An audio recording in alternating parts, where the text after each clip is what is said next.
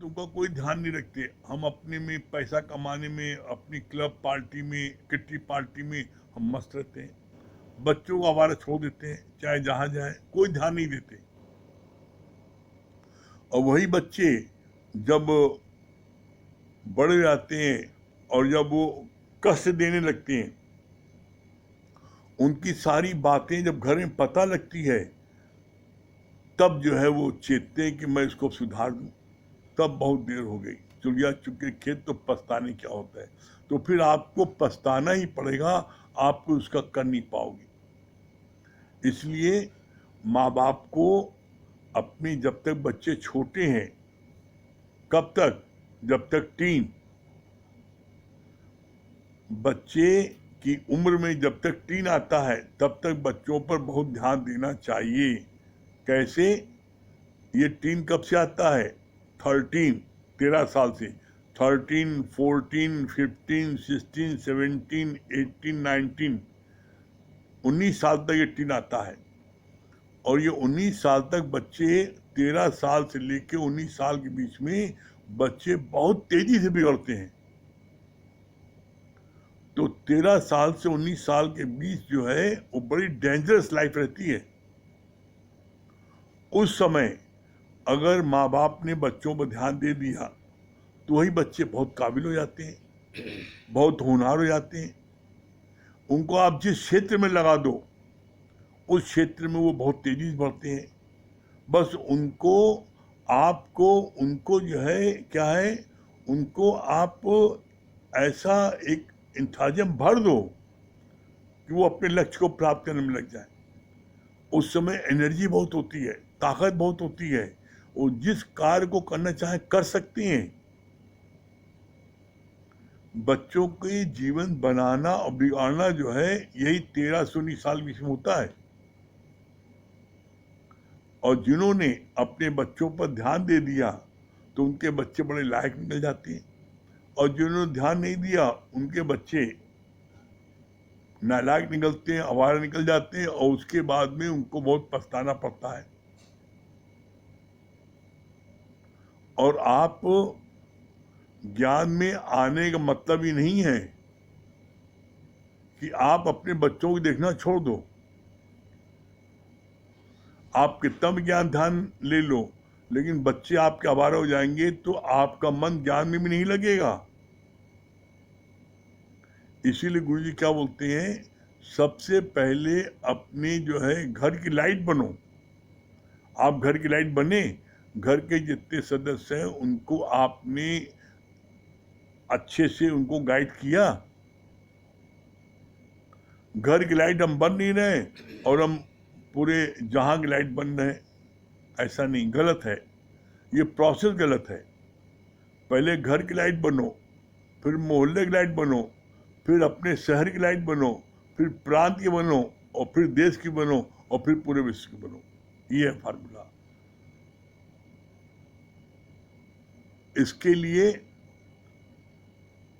जब आप सही प्रोसेस अडॉप्ट करोगे, तो आपको सफलता मिलेगी।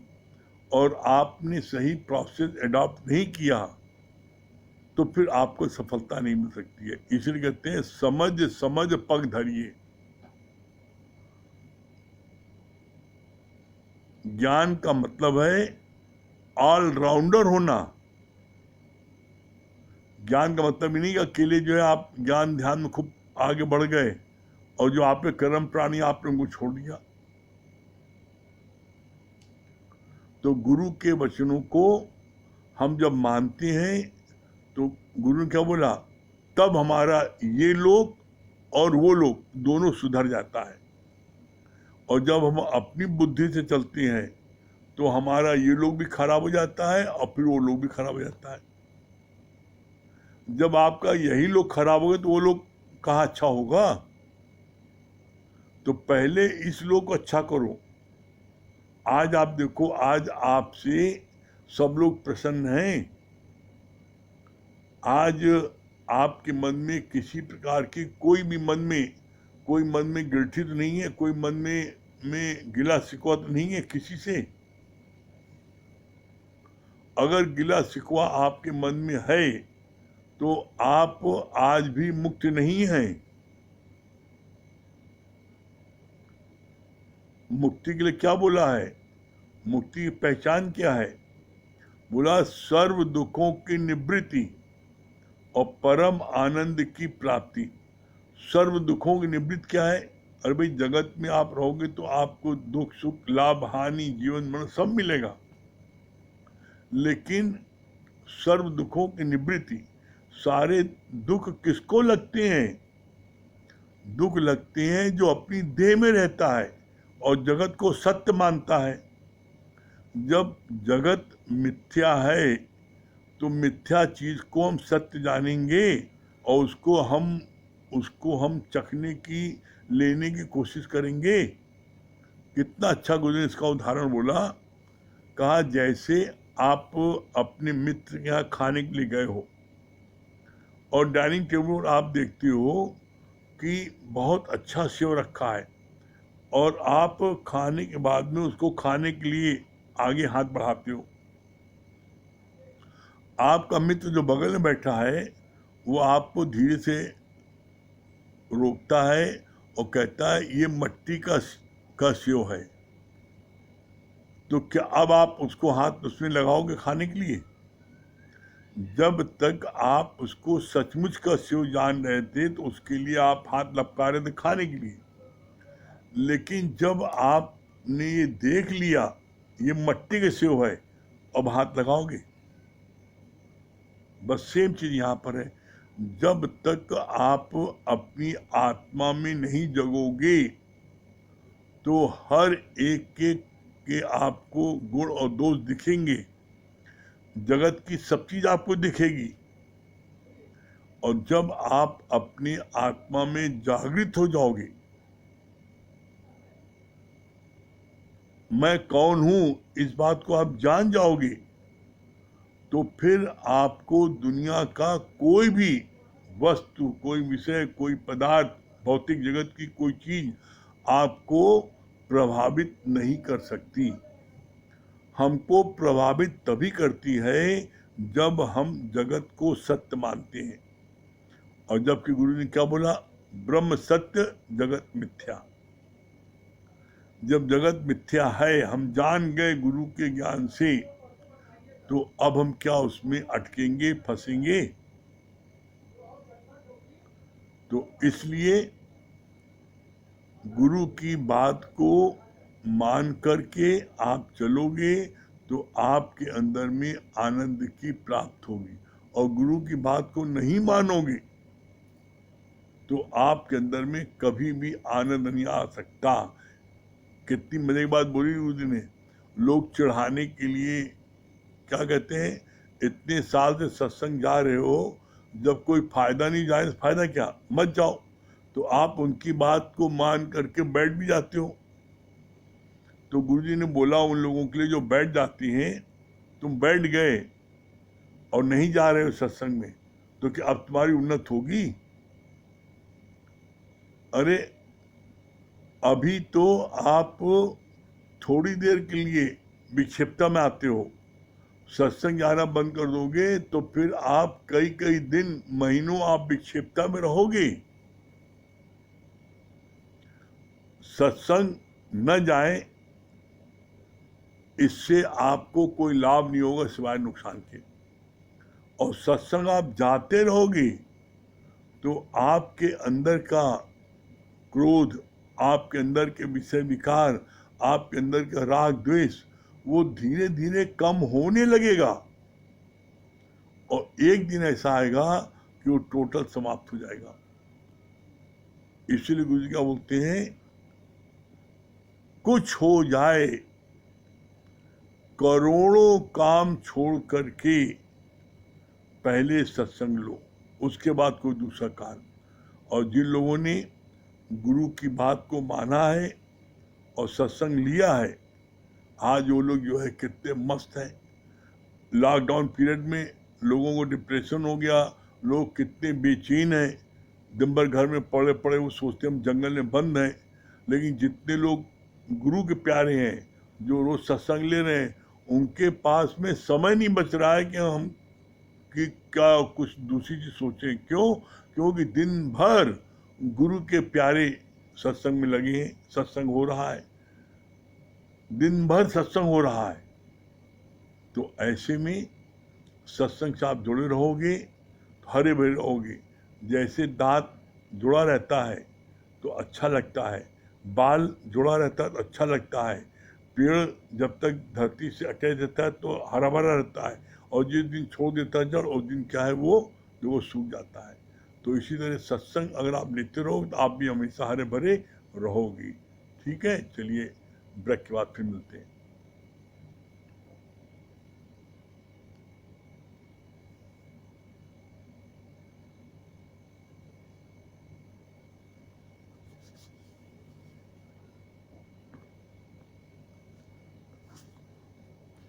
हम लोगों का दूसरा अध्याय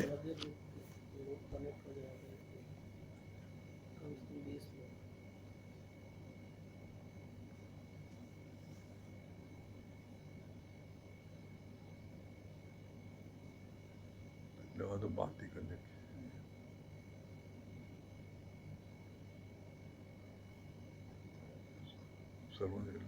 या रंजन को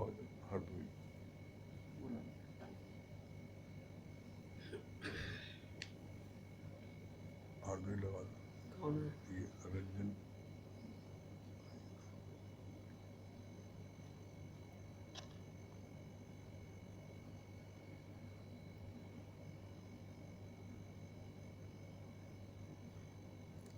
ये भी कनेक्ट हो रहा है।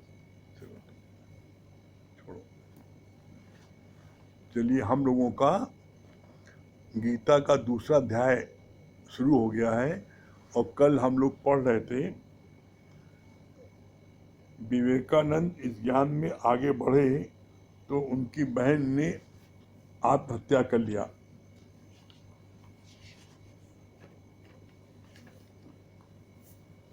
इधर से दिखाई खराब लगता है, इधर से करा करो, इधर आके इधर हाथ जाता है।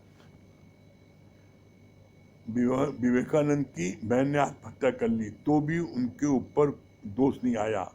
यहाँ पर भी भले सब हमसे रूठ जाए तो भी हमारे ऊपर कोई दोष नहीं है। कर्म से भागना ज्ञान नहीं है। कबीर कपड़ा बुनता था, उसने अपना काम छोड़ा नहीं। वैसे ही गुण गुणों में बरतते हैं। कर्म का त्याग तो हो भी नहीं सकता, फल की इच्छा का त्याग जरूरी है। जहाँ पर भी फल की इच्छा रखी वहाँ कर्म हमारे लिए बंधन रूप बन जाते हैं। यहाँ तक कल हो चुका था। फल की इच्छा का त्याग जरूरी है। जहाँ पर भी फल की इच्छा रखी तो वो कर्म हमारे लिए बंधन रूप बन जाते हैं। कल यहाँ तक हुआ था। इसके आगे है, जो सर्व में एक परमात्मा का ही दीदार करता है वो सबसे बरतते हुए भी वह जैसे प्रभु से ही बरतता है। मतलब क्या?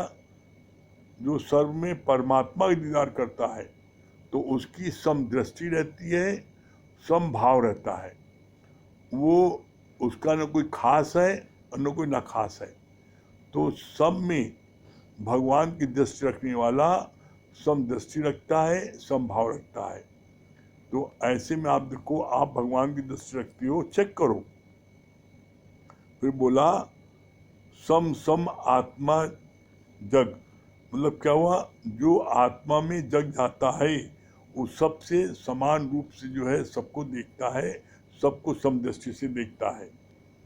दादा भगवान ने कहा, किसी को ज्ञान भी सुनाते हैं तो पहले उसे अपना आप करके देखो, ये है करुणा। दूसरा देखकर तो दया होगी, और दया मात्र ही दुर्बलता है।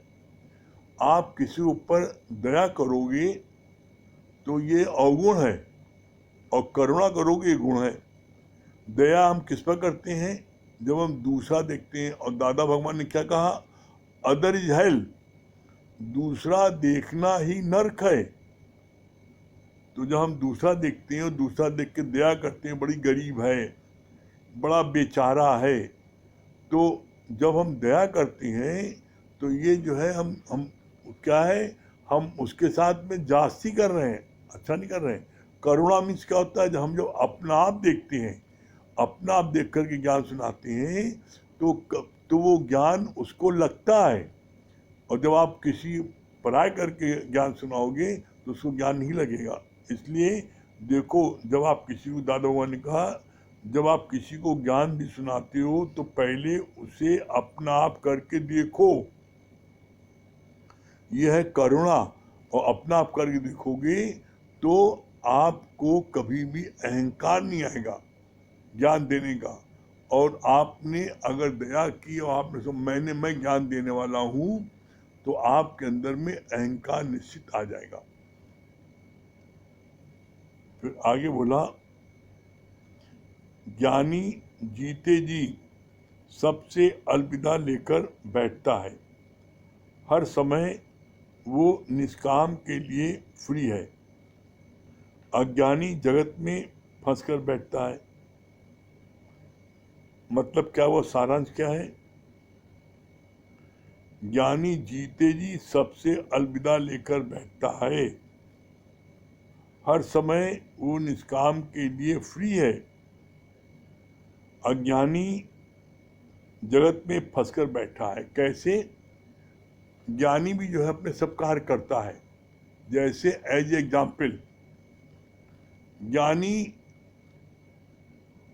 दुकान में बैठता है, ऑफिस भी जाता है, फैक्ट्री भी जाता है और सब देखता है, लेकिन जब कोई निष्काम कार्य उसके सामने आता है तो वो तत्क्षण उस कार्य को, माया के कार्य को छोड़ करके वो निष्काम कार्य में चल देता है। क्यों? क्योंकि वो अपने को हर जगह छुड़ा के बैठा है। वो, उसका अप्रोच क्या है?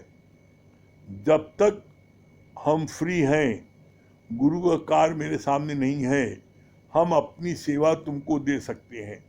तो जहाँ ही बैठता है, चाहे दुकान बैठे, चाहे ऑफिस बैठे, चाहे फैक्ट्री बैठे, वो उस समय तक खूब अच्छे से कार्य करता रहता है।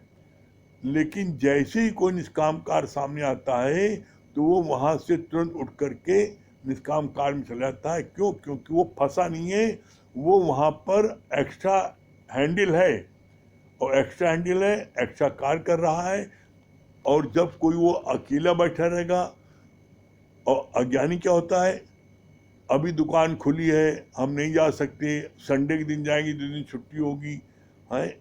ज्ञानी सब नहीं बोलता, ज्ञानी तत्क्षण चल देता है गुरु कार्य के लिए। तो अपने को हमेशा छुड़ा के बैठो, और जब तक आप के सामने निष्काम कार्य नहीं है, आप अपने कार्य को करो, मना थोड़ी नहीं है।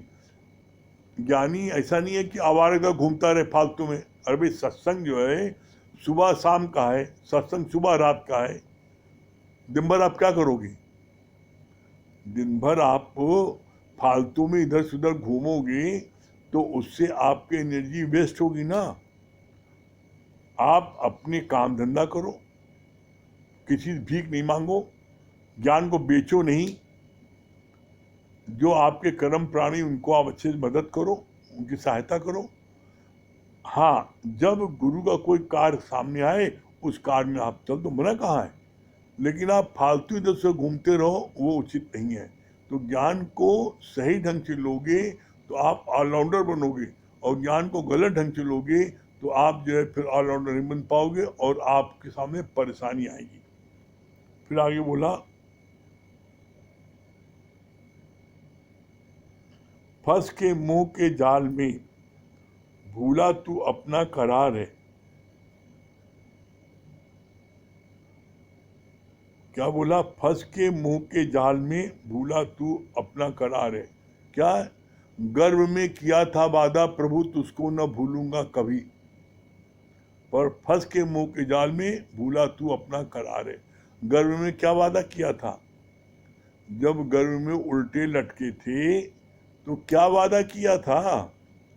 हे प्रभु, हमें इस नरक से निकालो, हम रात दिन तुम्हारा ही नाम लेंगे, हम रात दिन तुमको ही जपेंगे, ये बोले थे ना। और जब धरती पर बच्चा आता है तो अपने वादे को याद रखने के कारण वो ओम ओम ओम जपता भी है, लेकिन माँ क्या बोलती है, वहाँ वहाँ मत कर, वहाँ की वहाँ छोड़, अब यहाँ सुन, देख तेरे बड़े भैया आ गए, देख तेरे पापा आ गए, देख तेरी मौसी आ गई। वो सारा लेबल जगत का लगा देती माँ, और वो जो है जो वादा किया है गर्भ में वो उसको भुला देती है, यहाँ की लेबल लगा देती है। तो परिणाम क्या होता है, वो माया वालों के चक्कर में फंस करके सब चीज माया की याद कर लेता है और अपना करार भूल जाता है। जीवन में जब गुरु आता है तो हमें वो याद दिलाता है, क्या याद दिलाता है, याद दिलाता है किया था तुमने गर्भ में वादा, प्रभु तुझको ना भूलूंगा कभी, पढ़ के मुंह के जाल में भूला तू अपना करार है। तो अपने करार को याद करो कि हमने गर्भ में क्या वादा किया था, और मुंह के चक्कर में पढ़ करके लोग वो सत्संग छोड़ देते हैं। आप देखो बच्चे को जो है ना हमें खिलाना है, बच्चे को स्कूल पहुंचाना है, बच्चे की तबीयत ठीक नहीं है, अरे बच्चे की तबीयत ठीक नहीं है उसको दवाई दो, सत्संग जाओ। उसको तुम बैठे बैठे निहारने से क्या हो जाएगा, दवा देने से अब वो आराम कर रहा है, सो रहा है, तो उसको तुम ताक क्या रहे हो। आप अपने मन से बात करो कि कोई बात जरा सी भी आती है तो सबसे पहले सत्संग जाना बंद, सबसे पहले सत्संग नागा। और गुरुजी ने क्या कहा कि करोड़ों काम छोड़ के सबसे पहले सत्संग लो, करोड़ों काम छोड़ दो। यहां तक गुरुजी ने कह दिया कि डेड बॉडी भी अगर घर में पड़ी है तो भी पहले सत्संग लो। अब इससे ज्यादा क्या होगा। सत्संग की इतनी इतनी महत्व क्यों दिया गुरुजी ने। गुरुजी ने लास्ट में बोला सत्संग ही भगवान है, ये बोला, और सत्संग में ही सब कुछ मिलता है। आज आप अपने को आप देख लो, चेक कर लो, आज आपके जीवन में जो भी परिवर्तन आया है, आपके पांचों विकारों पांचों विषय में जो भी कमी आई है, वो कहाँ घर बैठे आई है, सत्संग आने से आई है। सत्संग आने से ही आपके अंदर में सारी जो गंदगी थी वो साफ हुई है सत्संग में आने के कारण। तो इसलिए सत्संग का कभी नागा नहीं करना। फिर बोला आगे, कृष्ण गोपियों के साथ राज भी करता था पर उसका कर्म निंदनीय नहीं है, क्योंकि कृष्ण का भाव था सर्वमम रूप है। लोग कृष्ण की नकल करते हैं, कृष्ण की बात करते हैं, लेकिन कृष्ण का भाव क्या था, मैं भी तो उधर हूं। कृष्ण जो है हर एक में अपना आप देखते थे। तो इसकी पहचान क्या है, जब कृष्ण और राधा खेल रहे थे तो जब कृष्ण राधा बन गए तो कृष्ण अपने को नहीं ढूंढ पाए। जब कृष्ण कृष्ण थे तो राधा ने कृष्ण को ढूंढ लिया, लेकिन जब कृष्ण बने तो नहीं ढूंढ, क्यों, क्योंकि कृष्ण हर एक में अपना ही रूप देखते थे।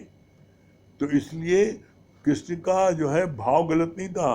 कृष्ण गोपियों के साथ रासलीला करते थे, खेलते थे, उठते थे, बैठते थे, खाते थे, पीते थे, लेकिन वो क्या है आत्मिक प्रेम करते थे, वो देह प्रेम नहीं करते थे। फिर बोला क्योंकि कृष्ण का भाव था सर्वमम रूप है, मतलब सब तरफ मैं हूं, ये कृष्ण के मन का भाव था। फिर आगे बोला कर्म नहीं पर कर्म का मर्म बांधता है। एक व्यक्ति पिस्टल लेकर घर से निकला शूट करने के लिए, मगर पकड़ा गया तो जेल में डाला गया। हालांकि अभी शूट भी किया नहीं था, और एक माँ अपने बच्चे को उछाल रही है और बच्चा मर गया। उसके उसके बाद भी उसको कोई सजा नहीं मिली। कहने का सिद्धांत क्या है गुरु जी का? बोला कर्म नहीं बांधता, कर्म के पीछे जो तुम्हारा मर्म है वो बांधता है। कैसे?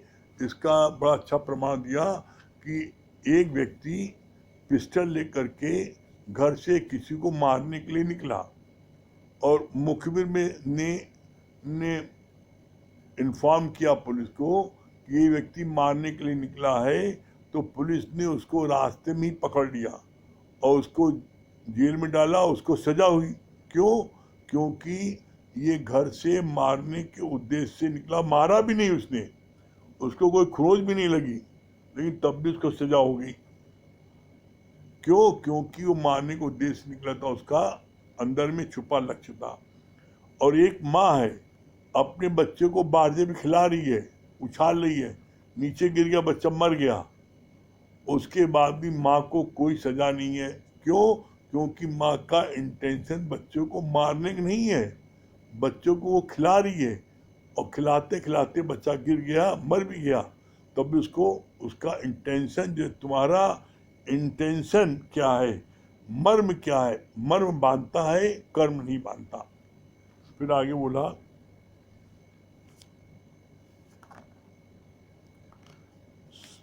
समझ ज्ञान की लेकर दुनिया में चलो तो फिर कभी भी तुम माया को सत्य समझ गिरोगे नहीं। हमेशा अपने स्वरूप की स्मृति में रहो कि आखिर मैं कौन हूँ, हु एम आई। कितनी अच्छी समझ गुरु ने दी है।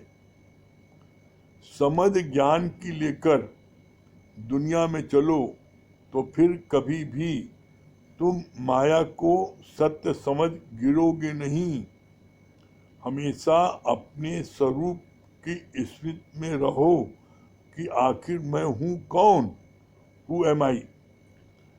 जिस दिन आप ये जान जाओगे मैं कौन हूँ, हु एम आई, तो आप कभी भी माया में नहीं गिरोगे। क्यों? जैसे आप जानोगे मैं ब्रह्म हूँ, तो आपका जगत का भ्रम आपको नहीं होगा। आपको जगत का भ्रम होता कब है? जब आप अपने ब्रह्म से हटते हो। ब्रह्म से हटते क्यों हो? कोई न कोई चाहना। आप अगर कोई चाहना न करो तो आप तो पूरे पूरे भगवान थे। इस चाहना के कारण ही तो आपने ऐसी दुर्दशा कर ली। जीवन में ये बात अपने हम अनुभव से आपको कह रहे हैं। जीवन में कभी भी किसी प्रकार की कोई चाहना उत्पन्न होने लगे तो आप उसको तुरंत आप क्रश कर दो, दबा दो, तो वो जो है पनपने नहीं पाएगी। और यदि आपने उसको थोड़ा बढ़ने दिया, थोड़ा उसका रस लिया, तो फिर परिणाम क्या होगा? फिर वो इतनी बढ़ जाएगी कि फिर वो आपके बुताने से बुझेगी नहीं। कैसे? जैसे आग लगी, जिस समय आग लगती है उस समय यदि आप चाहो तो उसको 3 उंगली से पट करो, आग बुझ जाती है। जैसी आग लगे किसी जगह पर, आप तुरंत उसको उंगली से पट करो, बुझ जाएगी। लेकिन आपने आग को जलने दिया कुछ देर, नहीं थोड़ा इसकी आँच सेक ले, थोड़ा और जल ले, अभी रुक जाओ। जहाँ आप उसको थोड़ा समय दिया तो आग क्या होती है? बृहद रूप ले लेती है।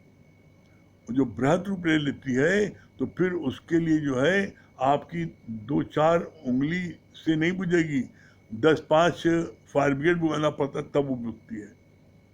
तो उसको पनपने के लिए अवसर किसने दिया? आपने दिया ना।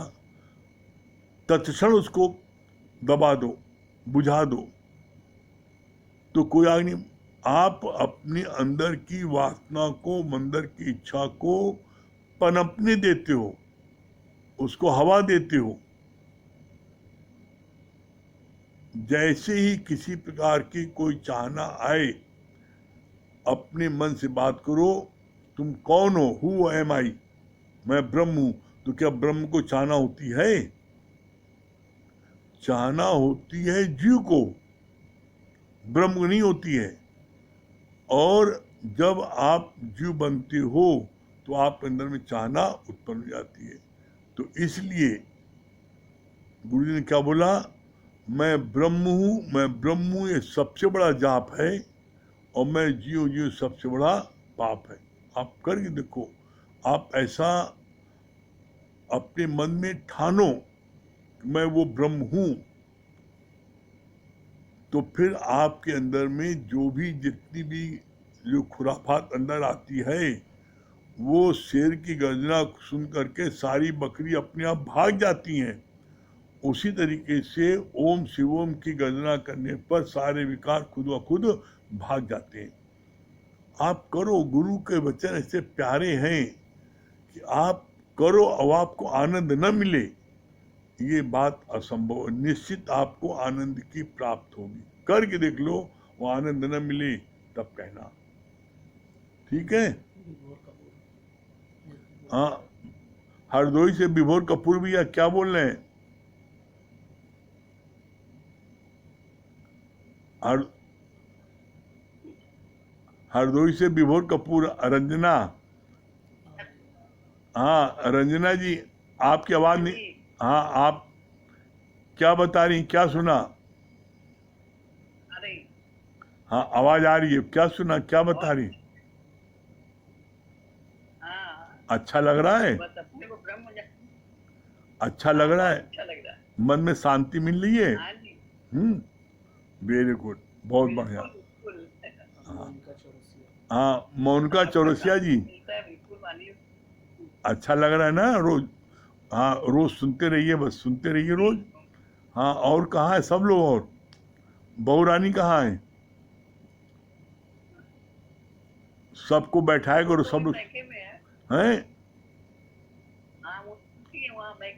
अच्छा अच्छा। औ- और सब बच्चों को बैठाया करो, बच्चे ही बैठा करें, ठीक है? हाँ। कौन? मोनिका चौरसिया। मोनिका चौरसिया जी, दिल्ली। हाँ दिल्ली से मोनिका चौरसिया जी। हमारी आवाज सुननी है मोनिका चौरसिया जी? मुकेश भैया। हाँ मुकेश भैया, मोनिका चौरसिया जी आवाज नहीं सुन पा रही है, कोई प्रॉब्लम नेटवर्क की होगी। हाँ मुकेश भैया क्या बता रहे हैं? बहुत अच्छा बताया आप, बहुत अच्छा बताया आपने कि हमको जो है कार्य सब करना है, ऐसा नहीं कि कार्य छोड़ना है, लेकिन जब गुरु की आवाज आए तो उसमें आसक्त भावना नहीं होनी चाहिए। ऐसे नहीं कि जो हमको भगवान ने रोल दिया तो उसमें हम जो है दोनों समय का सत्संग ये नहीं कि जो है छोड़ भागने लगे, घूमने लगे, आवारा की तरीके वो नहीं। लेकिन जब गुरु का सीटी बजे, जिस समय सेवा की जरूरत हो, उस समय आसक्त भावना नहीं होती, उस समय तुरंत हम गुरु की बात मान करके वहां चले। हाँ चलिए भजन सुनाइए। जब हम अपने हाँ क्या बता रहे मुकेश भैया? और बहुत अच्छी बात लगी कि जब हम अपने स्वरूप में आ जाते हैं तो सारी चाहनाओं को उसी समय अंत होती है, हाँ। और हमारे हमको किसी प्रकार के विषय विकार हमारे अंदर उत्पन्न नहीं होते। बहुत अच्छी बात। चलिए भजन सुना दिए मुकेश भैया। कुछ ऐसी कसक तूने मेरे दिल में जगा दी है, कुछ ऐसी कसक तूने मेरे दिल में जगा दी है, तो साथ प्यास बुझेगी, तो साथ प्यास बुझेगी, तूने और बढ़ा दी एक बोतल गुरु से है, बोतल लिया। कुछ ऐसी कसक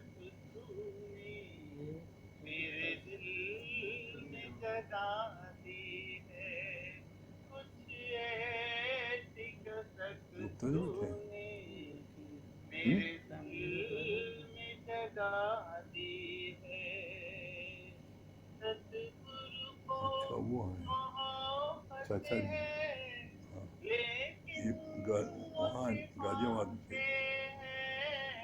सतगुरु को मोहब्बत है लेकिन लेकिन वो छुपाते हैं। ये बात मुझे उनकी भजन लगा दे। नजरों ने बता दी है। ये बात मुझे नीलू लगा दो। उनकी नजरों ने बता दी है। सोचा था प्यास बुझेगी, सोचा था प्यास बुझेगी, तूने और बढ़ा दी है। कुछ ऐसी कसक तूने मेरे दिल में जगा दी है। किस्मत को बदलने का तेरा ढंग निराला है। किस्मत को बदलने का तेरा ढंग निराला है। तूने कर के कृपा मेरी, तूने कर के कृपा मेरी किस्मत ही बदल दी है। तूने कर के कृपा मेरी किस्मत ही बदल दी है। सोचा था प्यास बुझेगी, सोचा था प्यास बुझेगी, तूने और बढ़ा दी है। कुछ ऐसी कसक तूने मेरे दिल में जगा दी है। कुछ ऐसी कसक तूने मेरे दिल में जगा दी है। मैं खाने की छाऊं यहाँ पी करे।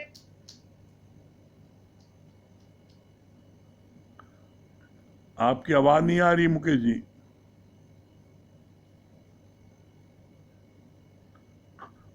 मुकेश जी आपकी आवाज आना बंद हो गई।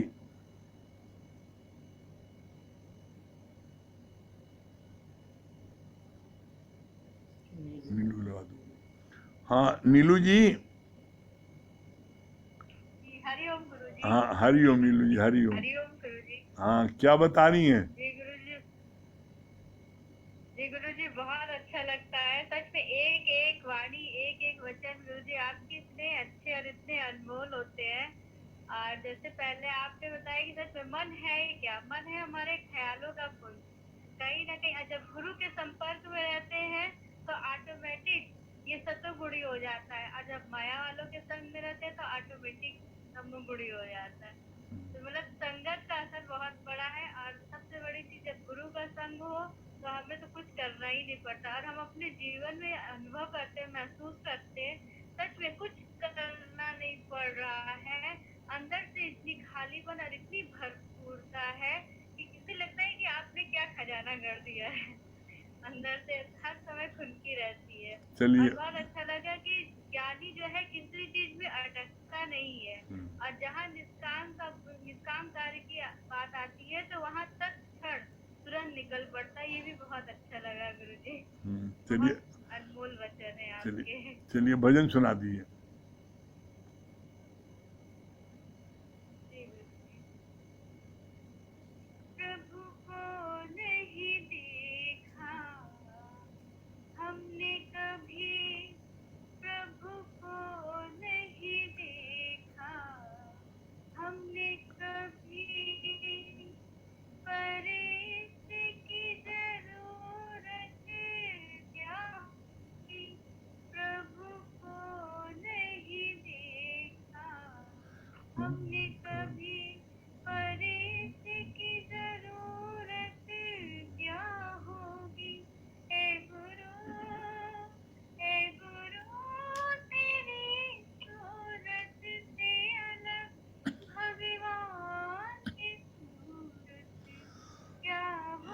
क्या होगी, क्यों धूप सताए दुखों की, क्यों गम की घटा बरसे, क्यों धूप सताए दुखों की, क्यों गम की घटा बरसे, ये हाथ है क्या निभाने, रहते जो सदा सिर पे हो,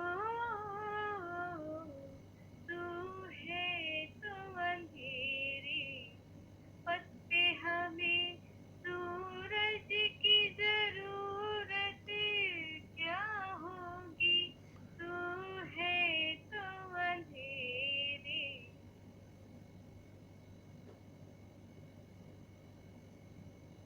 क्या बंद कैसे हो गया?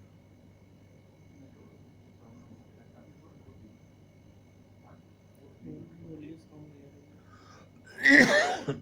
पथ सूरज की है गुरु, तेरी सूरत से अलग भगवान की।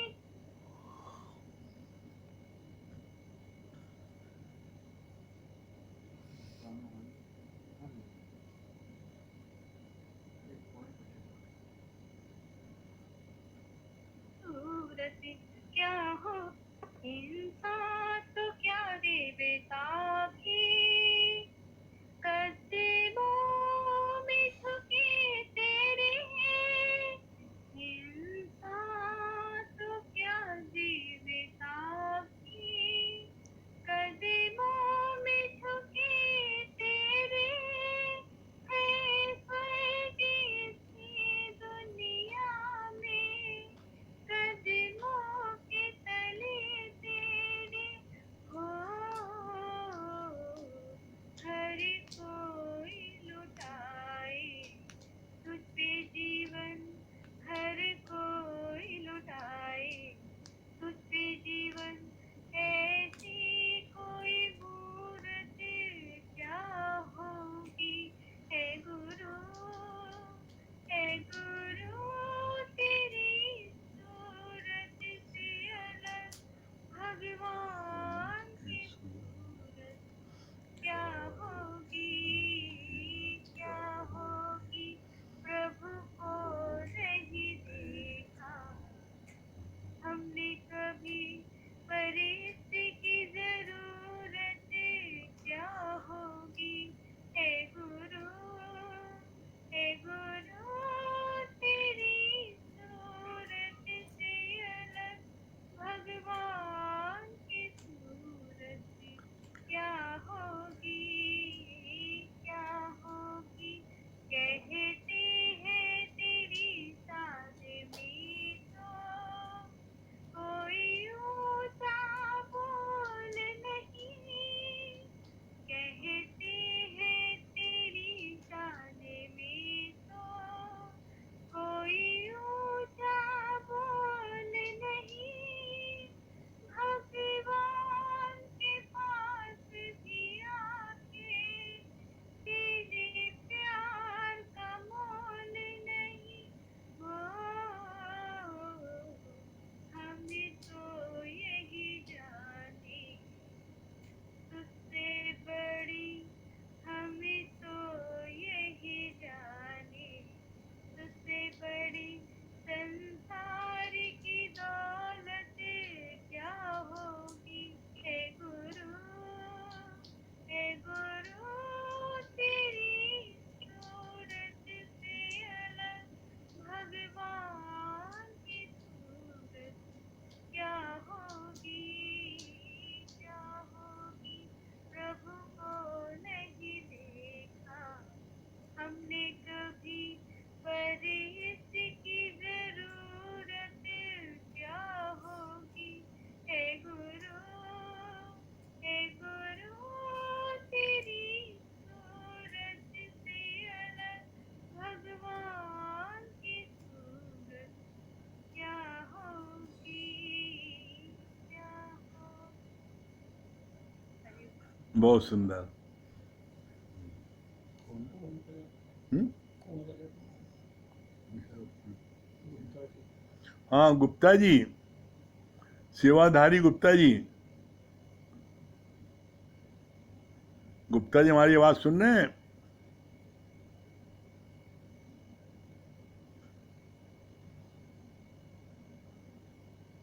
गुप्ता जी, हाँ राम प्रकाश भैया, राम प्रकाश जी, गुरु के कोट को भैया, हाँ क्या बोल रहे हैं? गुरु के कोट को शुक्राने भैया। हाँ हाँ भैया, क्या बता रहे हैं? अच्छा लग रहा था जो, हेलो, हाँ हाँ बताइए हेलो बताइए, भैया, हाँ आवाज आ रही, बताइए। बहुत अच्छा लग रहा था भैया। कर्म का जो मर्म आप बता रहे थे, बहुत अच्छी बात लग रही थी कि एक माँ जो है अपने बच्चे को खिला रही है और गोद से बच्चा गिर जाता है तो उसको कोई भी सजा नहीं होती है, लेकिन एक आदमी अगर किसी का मर्डर करने जा रहा हो, बीच रास्ते में पकड़ लिया जाता है तो उसको सजा होती है। तो ये इंटेंशन क्या है किसी चीज का, वो मायने रखता है। हाँ इंटेंशन जो है वो मायने रखता है। दूसरी बहुत अच्छी चीज बात लग रही थी कि हम किसी चाहना को यदि बढ़ावा देते हैं तो निश्चित हम उसमें फंस जाएंगे। जैसे आपने बताया कि अगर आग लगी है तो अगर हम थोड़े हाथ से मार देंगे तब भी वो बुझ जाएगा, लेकिन यदि हम देखें कि आग थोड़ा सा बढ़ जाए, हाथ सेक लें, तो आग इतनी बढ़ जाएगी कि पूरा दुकान ही नष्ट हो जाएगा, पूरा घर ही जल जाएगा। तो चाहना को रोकना बहुत जरूरी है। चाहना ही हमको नीचे गिराती है, चाहना को रोकना बहुत जरूरी है। और बहुत अच्छा लग रहा भैया, आपका ज्ञान इतना, सभी को इतना प्यारा ज्ञान मिल रहा है। बहुत अच्छा, बहुत आनंद आ रहा है भैया।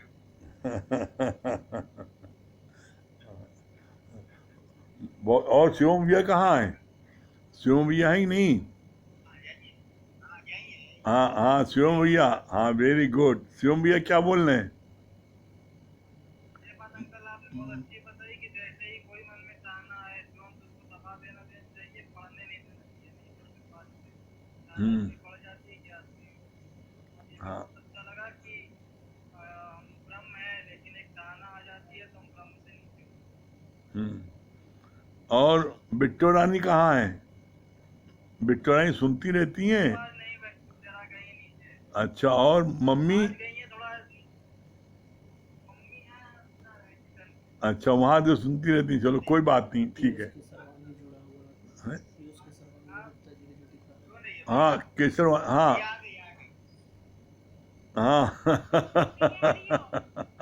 हरिओम मिथिलेश जी, हरिओम। भैया सुनते रहते हैं आपसे, हाँ आप भैया सुनते रहते हैं आपसे, आप जो है और आप शुक्राने हैं आप सिंग बोली। आप सिंगल पे डबल जनी, सुनती भी रहती है, अपना काम भी करती रहती हैं। हाँ भैया क्या बता रही हैं? लेकिन पूरा ध्यान आपकी तरफ। हाँ बहुत अच्छा लगा भैया, चाहनाओं को खत्म करें और गुरु से सदा जुड़े रहें। हम्म, गुरु जो कहे उसके वचनों पे चले, हाँ हर पल उसका शुक्राना माने। हम तो भैया मुंह से हमेशा शुक्राना ही निकलता है। गुरु के सिवा जीवन में कुछ भी नहीं है। गुरु को महसूस होता है, अनुभव भी होता है, उसका शुक्राने हैं। आपको भी हम लोग कभी नहीं भूल सकते हैं भैया। आपने ही हम लोग को हमेशा आगे बढ़ाया है। ये आपके तहे दिल से हमेशा शुक्राना। हरिओम हरिओम मित्र जी, हरिओम। हाँ कहाँ? हाँ पीयूष केसरवानी भैया, हरिओम पीयूष केसरवानी भैया। ये पीयूष केसरवानी मम्मी पापा ये नोएडा में है।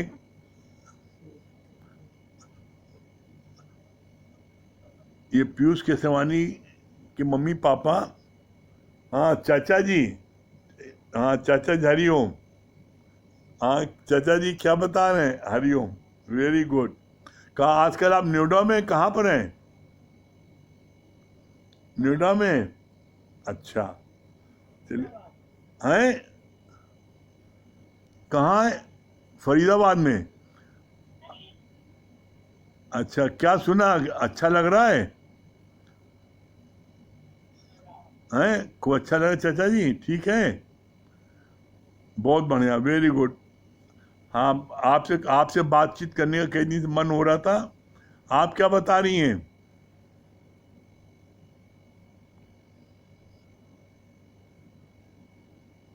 चाहे जो भी क्लास करते रहे, लेकिन ये कि हवा आ जाए तो सब हाँ हाँ सत्संग जरूर लें। हाँ बहुत अच्छी बात है, वेरी गुड। चलिए ओम का जाप कर लिए।